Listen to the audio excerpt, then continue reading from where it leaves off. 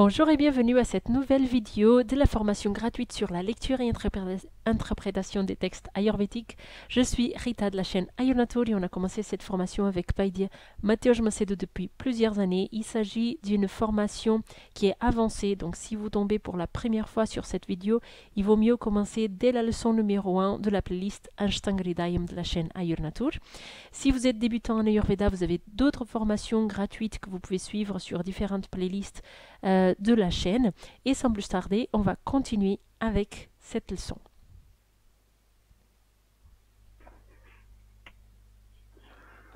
Ragadirogan satatanu shaktan sheshakaya prasvatana sheshan autsukya mohara ridanjakana yopurva vaidyaya namostu tasmai.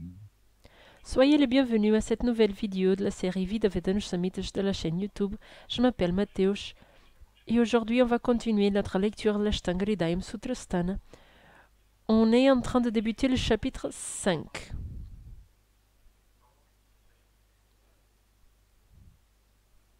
Je suis en train de tester une nouvelle application pour faire les cours. C'est la première fois que je l'utilise. On va voir comment ça marche.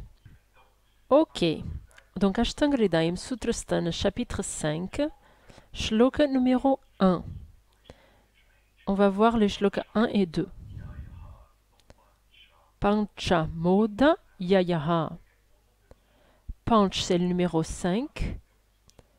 Panchamo, c'est le 5e. Donc le premier, c'est Pratama. On a vu ça dans le premier chapitre. Dui, c'est le 2e. On a déjà vu plus ou moins ça. Maintenant, on est dans le 5e chapitre. Adhyaya, c'est le chapitre. Donc on parle du 5e chapitre. Dravya Jnana,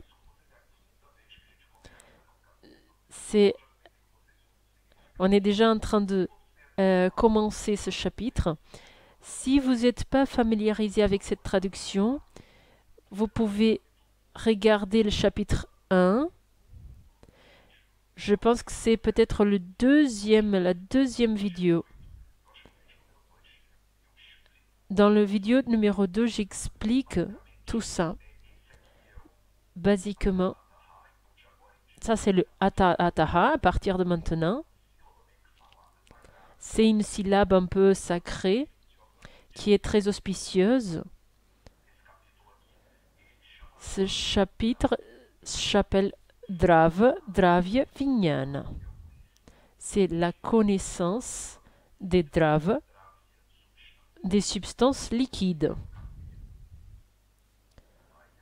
Donc c'est le chapitre Adhyaya sur le Vijnana, la connaissance des substances dravya, liquide.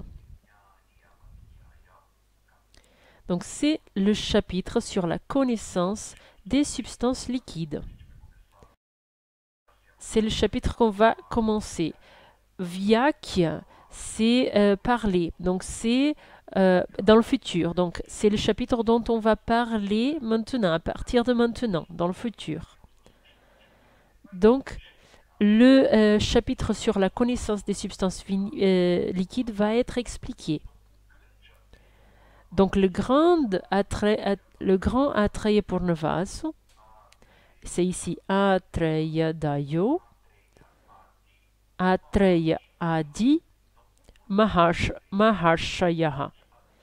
Donc Adi, c'est etc. Donc Atraya et d'autres grands sages. Smahuhu, c'est que ça a été dit. C'est le prétérit plus que parfait. Ça a été dit il y a longtemps. En accord avec ce qui a été dit par Atraya Purnavasu et d'autres grands sages du passé, on fait ce chapitre. Donc ça, c'est l'introduction du chapitre. Donc il laisse très clair que cette chose-là, c'est pas lui qui a commencé, c'est pas lui qui a inventé. Il n'a pas inventé aucune de ses connaissances.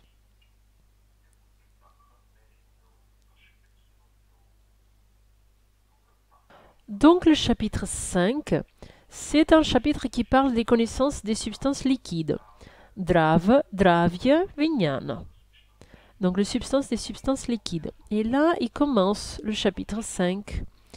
Pour vous qui êtes déjà habitués, vous savez que chaque semaine, je vous passe des devoirs. Et qu'un des devoirs, c'est de translittérer. Donc la première chose qu'il dit, Toya Vargaha. on va translittérer ça. E, gente. A Toya Vargaha. Vargaha. Le mot toya signifie de l'eau. C'est la même chose que ambu, la même chose que jal. Il y a plusieurs synonymes de l'eau. Le groupe des eaux, varga, le groupe. Donc, le chapitre 5 et 6, ce sont des chapitres de dravya, de substance. Ce sont des chapitres très denses, mais ils sont très pratiques aussi. Donc, dans les chapitres 1, 2, 3, 4, on a parlé des principes généraux ayurvédiques. Maintenant, ils vont commencer à rentrer beaucoup dans la pratique. Donc, le chapitre 1, on a parlé des chapitres généraux en Ayurveda. Chapitre 2, on a parlé de Dinacharya. Chapitre 3, on a parlé un petit peu des routines de saison. Le chapitre 4, on a parlé de comment faire une prévention des maladies, de ne pas supprimer les pulsions physiologiques, etc.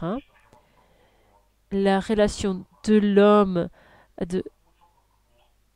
et avec l'environnement, comment respecter son corps, comment respecter les besoins humains. Et maintenant, il va rentrer dans les détails plus spécifiques de la réalité. Donc, Toya Varga Ha. Et donc, les shlokas numéro 1 et 2, ils disent. Vocês são novatos. Para o que tem uma Jivanam Tarpanam Hrudyam Hradi Buddhi Prabodhanam Tanva Vyakta Rasam Mrushtam. Tá faltando Mrushtam. Mrushtam. Então, de novo. Tanva Vyakta Rasam Mrushtam Shitam Lagva Mrutopamam Gangam Bonabhaso Brashtam Sprushta. Sprostam. De novo. Gangambo Nabhaso Brustam Sprostam Twarkendo Marutaihi Hitahitatve Tadbhuyo Deshakala Vapekshate. Então vamos transliterar esses. Donc on va translittérer tout ça. Donc il commence. J'ai un petit doute, mais on va faire tout ensemble. Não era nada disso.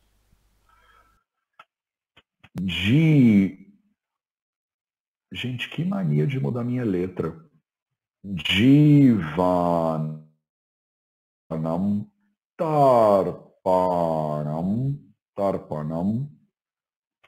Hrudyam.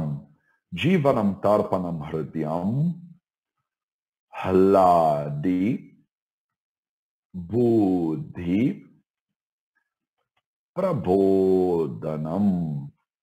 Esse é o shloka, primeira metade do shloka número 1. Ça, c'est la première moitié du shloka numéro 1. Acho que eu vou ter que diminuir a letra, senão. Tanva Vyakta Rasam Mrushtam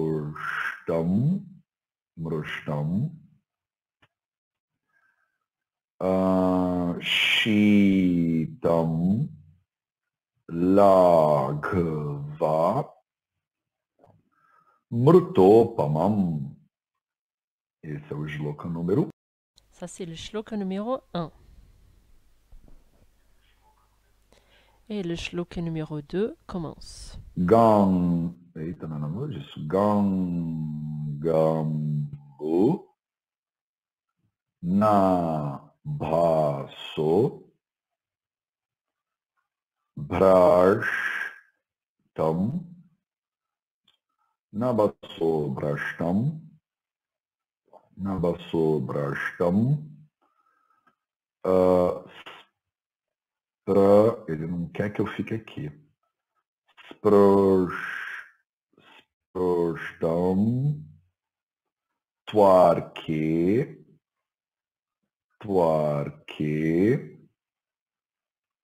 Twarkendo. Marutaihi.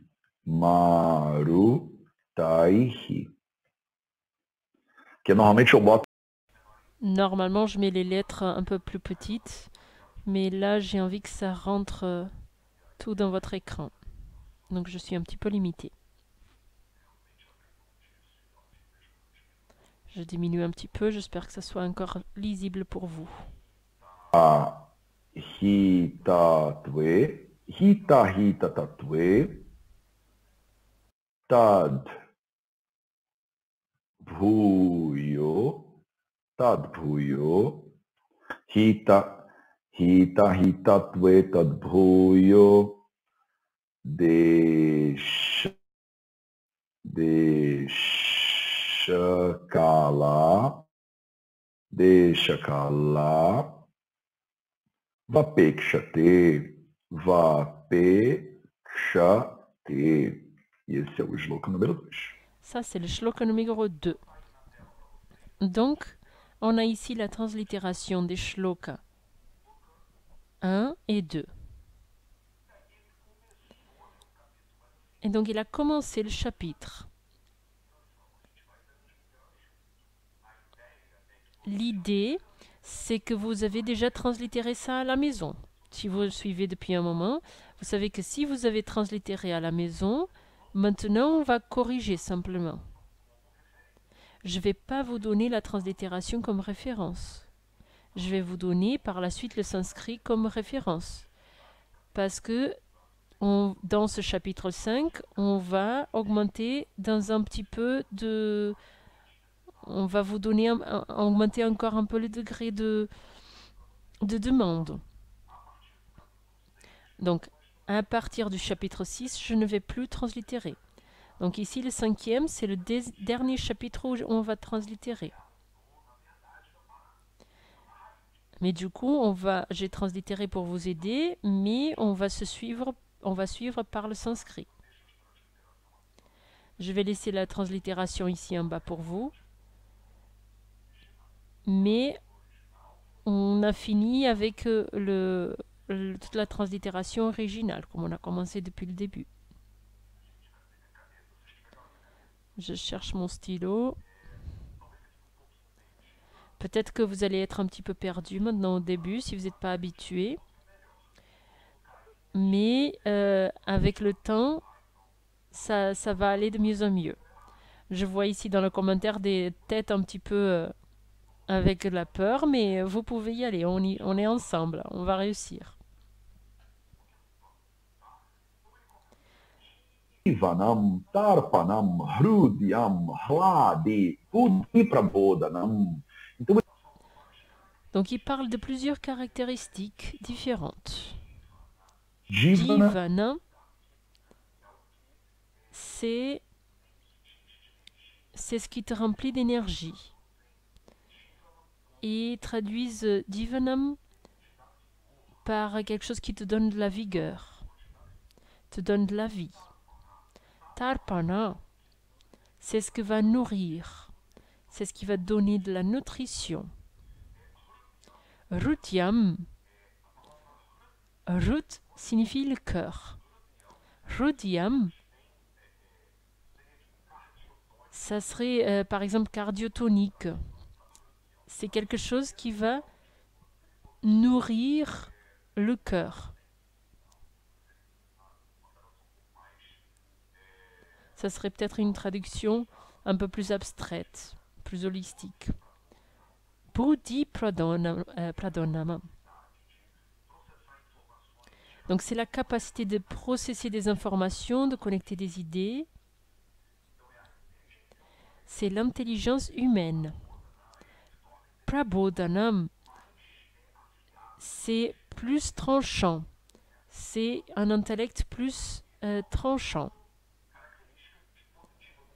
Donc pour l'instant, il a parlé que des caractéristiques positives. Des choses qui te laissent plus intelligent. Tanva, c'est un sandhi. Tanva, c'est un sandhi ici. Donc c'est tanu. Le va ici, ce va, c'est la jonction. C'est ou tanu plus e. On a commencé à étudier les sandhis et j'ai arrêté. J'ai fait une pause. Donc pour ceux d'entre vous qui voulez continuer à étudier le sanskrit, ça c'est un sandhi. Tanu avyakta tarasam. Le ou se transforme en v. Tanu avyakta, tanu avyakta, tanavyakta. Tanua, tanu. Donc le ou il se transforme en v.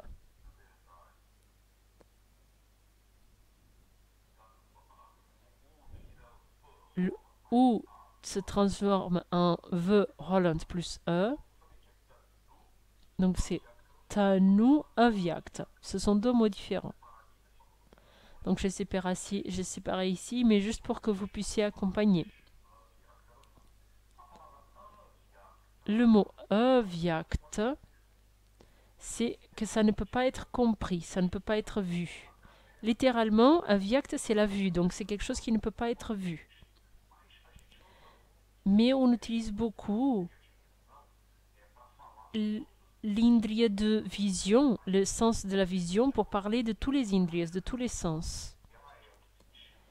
Parce que la vision, c'est le sens qui utilise plus d'énergie dans le corps humain. Donc, quand on veut dire qu'on n'arrive pas à comprendre quelque chose, en sanskrit, on dit on n'est pas en train de voir. Mais la traduction plus complète, ça serait de ne pas réussir à comprendre quelque chose par les 5 sens, pas seulement par la vision. Donc, vous n'arrivez pas à comprendre le goût. Et tanu signifie qu'il est léger. Tanu, ce serait un synonyme de lagout. Donc tanu, il est léger, avyakta, il n'est pas perceptible par les 5 sens. C'est mrushtam. Mrushtam signifie qu'il est propre. Shitam, shitam signifie que c'est froid. Et lagva, c'est le même v. Vous avez vu, c'est arrivé 2 fois. Je sais que c'est pas tout le monde qui veut étudier sanskrit, mais je le mets quand même. Vous voyez ici le v,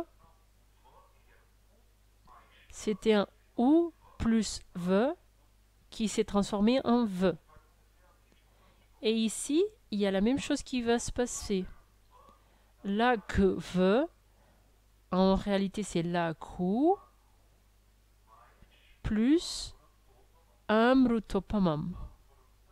Amruta, le mot laghu signifie léger, et amruta ou pamam, on a déjà appris ce sandhi. Amruta plus upamam. Donc il y a 2 sandhis ici ensemble. Si vous êtes complètement perdu, sachez que tout au long du chapitre 4, j'ai essayé de rentrer un peu plus dans la grammaire et dans le sandhi.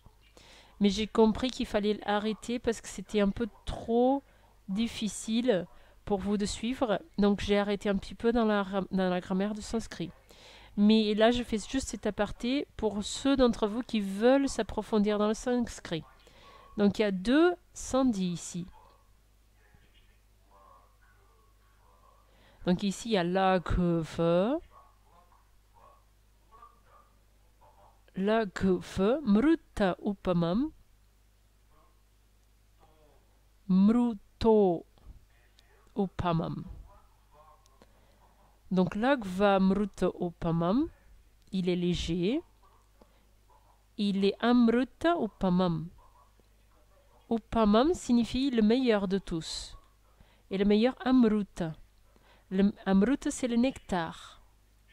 Donc c'est l'élixir des dieux. Donc il donne la vie, divana. Il est rudya, il va nourrir le cœur au niveau cardiaque. Il est aladi. Il donne du plaisir. Il est agréable. Il aide à que le mental soit plus tranchant. Et puis il est goût, il est léger. Il a un goût que vous n'arrivez pas à percevoir. Il est mrushtam. Il est dur. Il est shitam, il est froid. Il est laghu, il est léger pour la digestion. Et il est amruta upamam. Le meilleur élixir. De qui est-ce qu'on est en train de parler? De Gangamu. Donc, le premier élément qui va être étudié, le premier dravya qu'on va étudier, c'est Ganga Ambu. C'est l'eau de pluie. L'eau de pluie, c'est Nabaso. Mrushtam, c'est le ciel. Mrushtam, c'est tombe. Donc c'est l'eau qui tombe du ciel. Donc l'eau qui est tombée du ciel, elle n'a rien touché encore. Elle est tombée du ciel.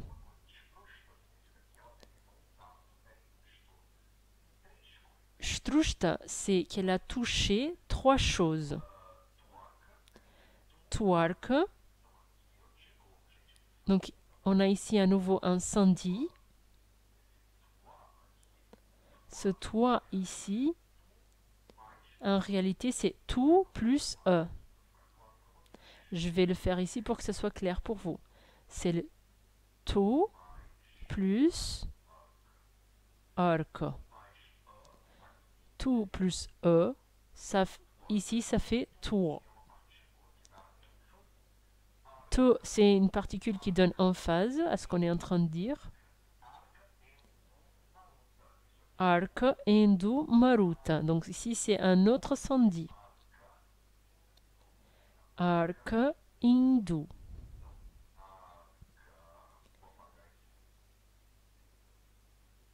Arca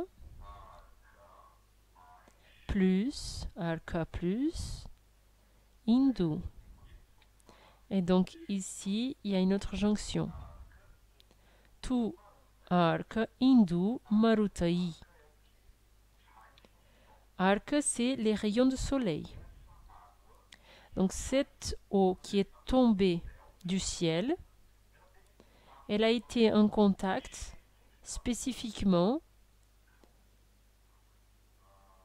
avec les rayons de soleil. Hindu avec la lumière de la lune et avec les vents. Donc c'est une eau qui a été en contact, une eau de pluie qui a été en contact avec le soleil, la lune et l'air, le vent.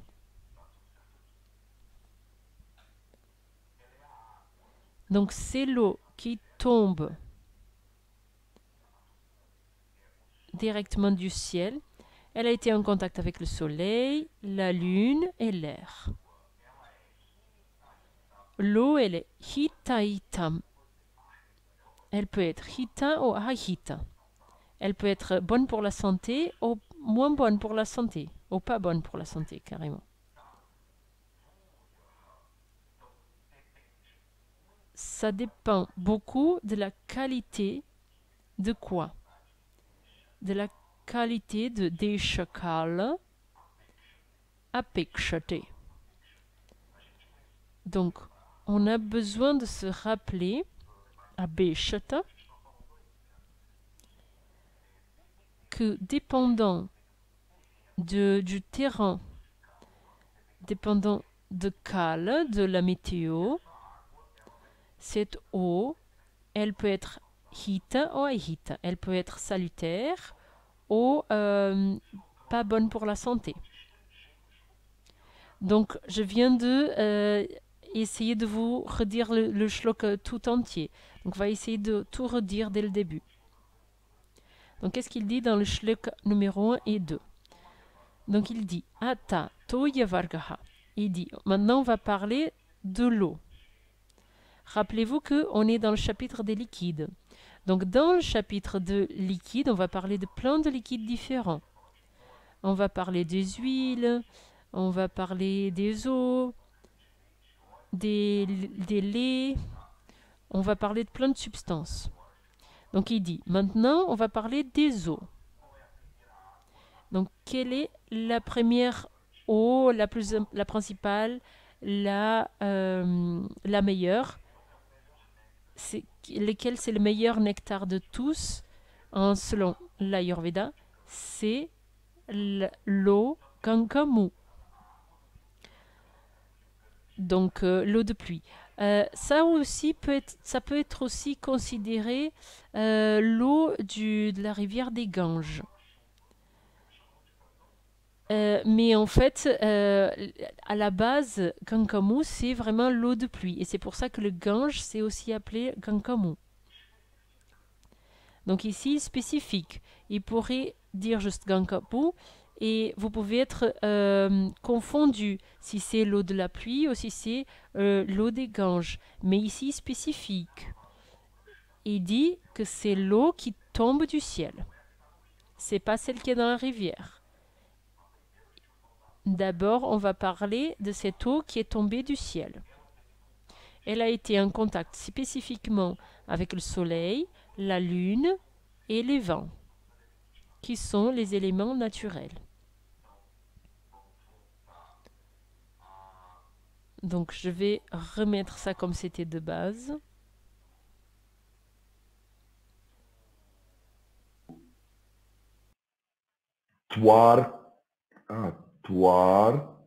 Que é isso? Tuar Kendu Marutaihi. Essa palavra é o sandhi com samasta. Ça, c'est le mot avec le sandhi, le samasta original. Donc, c'est spécifiquement arca, les rayons solaires, la lune et le vent. Donc ça, c'est l'eau dont on est en train de parler. Ça, c'est l'eau par excellence. La meilleure eau selon l'Ayurveda. En accord avec les Samhitas. Il y a 1500 années en arrière. Avant qu'on soit aussi nombreux dans la planète et avant la révolution industrielle. Et ça, il ne faut pas oublier. Parce qu'aujourd'hui, l'eau qui tombe du ciel dans la ville de São Paulo, ce n'est pas l'eau dont il est en train de parler ici.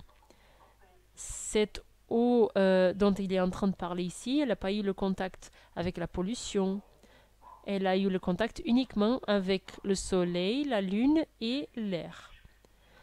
Et puis, il dit spécifiquement, cette eau, elle peut être bonne pour la santé ou mauvaise pour la santé. Selon... donc ici, il utilise un superlatif de merveilleux. Il dit, selon la qualité de votre dèche et de votre cale, donc de l'endroit, du sol, et aussi de la qualité de la météo. Est-ce que c'est clair? Donc on est en train de parler d'une eau qui tombe du ciel, qui a été en contact avec le soleil, la lune, le vent. Et cette eau, elle peut être bonne pour la santé ou mauvaise pour la santé. Mais si elle a l'endroit et le temps adapté, elle va être Divanam Tarpanarudyam, Buddhi Prabodhanam, Avyaktarasam. Il n'y a pas de saveur. L'eau, par excellence, elle n'a pas de goût particulier. Elle est pure, elle ne devrait pas avoir de goût. Elle est très pure, elle est froide par nature, donc elle refroidit le corps. Si vous avez beaucoup de chaleur dans le corps, si vous buvez de l'eau, ça va refroidir. Elle est légère pour la digestion, elle n'est pas lourde pour la digestion. Et elle est le meilleur nectar de tous. C'est le meilleur élixir. Donc ça, c'était les shlokas 1 et 2 de l'Ashtanga-hridayam Sutra Sthana. Je vais mettre ici maintenant tout ensemble pour que vous puissiez tout voir dans la translittération, au cas où si vous avez des questions.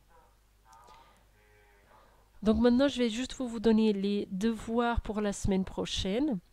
Vous devez translittérer les shlokas 3, 4 et 5. Je pense que c'est bon comme ça. Translittérer les shlokas 3, 4 et 5.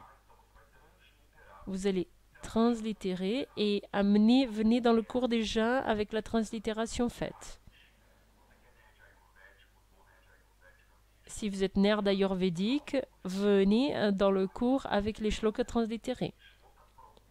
Le shloka pré 3, 4 et 5.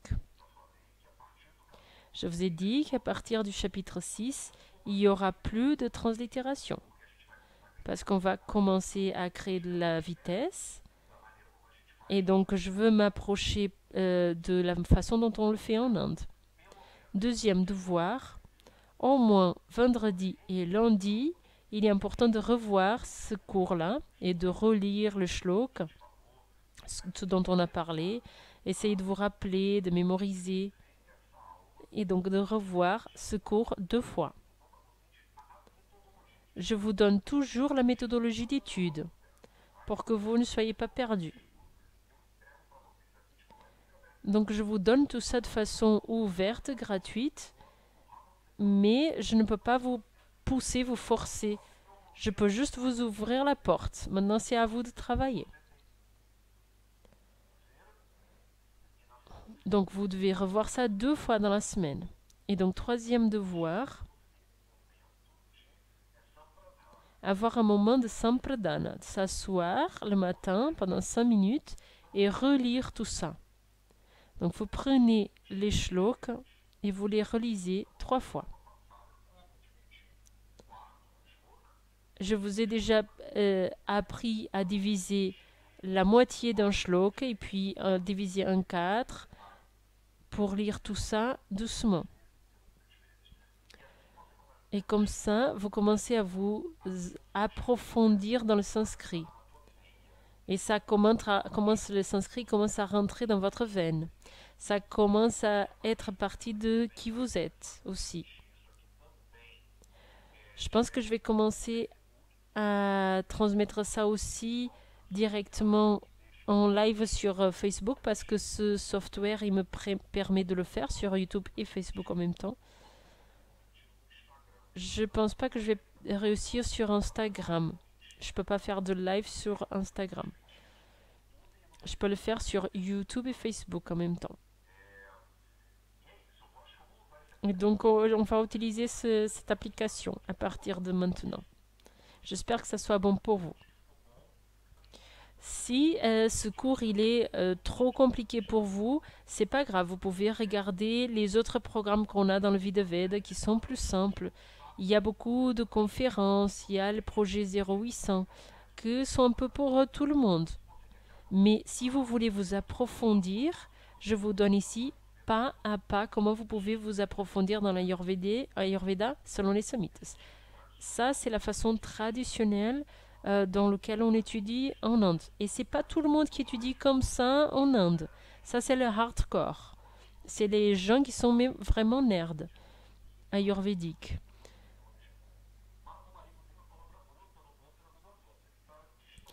commentaire. L'Ashtanga il a besoin d'une révision. Oui, c'est vrai, Robson. Tu es en train de dire ça en rigolant, mais c'est vrai. Dans le commentaire de l'Ashtanga Hridayam que je suis en train de rédiger, je vais l'adapter à notre siècle. Normalement, les samhitas ils sont actualisés par les commentaristes. Les commentaristes des samhitas ils doivent faire une adaptation à l'époque dont ils sont en train d'écrire. Donc, par exemple, cet Ashtanga Hridayam ici, il a le commentaire de Hemadri, par exemple, Hemadri, il est en train d'actualiser la connaissance à l'époque où il a vécu. Donc là, avec l'actualisation que je suis en train de faire de Vidaved, je suis en train de mettre l'actualisation avec la communauté scientifique et avec tout ce qu'on a aujourd'hui. Donc ça, je le fais à travers les commentaires. Qu'est-ce que Vagbhat il a fait? Il a pris toutes les connaissances qu'il y avait dans les autres samhitas et il a créé un autre samhita. Mais ça a besoin d'une actualisation, c'est évident. L'Ashtanga Hridayam, il est rentré dans la mode à l'époque, il est rentré dans la communauté médicale, scientifique, parce qu'il est plus facile en fait. Il a été absorbé. Je n'ai pas la prétention d'écrire un samhita nouveau, mais je veux faire les commentaires sur l'Ashtanga Hridayam, mais aussi le Charaka et le Sushruta. Et donc, si tout va bien, je vais faire cette traduction et cette commentaire jusqu'à la fin de ma vie. Je vais faire ça pour les 3 ouvrages. Question de Luciane. Si on doit comparer cette eau avec une eau, si on doit acheter cette eau, quelle est l'eau la plus proche? C'est l'eau distillée? Oui. L'eau qui arrive la plus proche des caractéristiques de l'eau de la pluie, c'est l'eau distillée. Donc, pour respecter les caractéristiques qu'on dit dans l'Ayurveda, on devrait acheter de l'eau distillée. On devrait la laisser dans un pot où elle puisse être baignée par l'eau, le soleil et l'air. Donc, laisser par exemple 24 heures pendant la lune pleine, pendant la pleine lune. Et ça, c'est la caractéristique qui serait de l'eau distillée, qui n'est pas la même eau distillée du dentiste. C'est une eau distillée ayurvédique, si on peut dire comme ça.